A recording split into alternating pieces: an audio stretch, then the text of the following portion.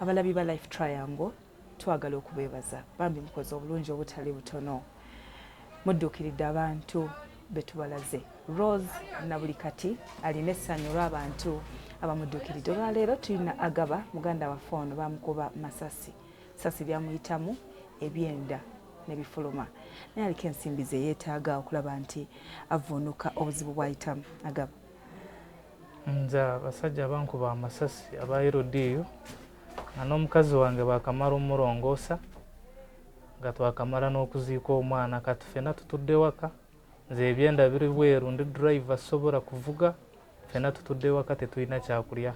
Okutereeza embeera eno okusitoopinga wano wenfulumira beetaaga $6,000,000 ezintalinaako yadde n'ekikumi.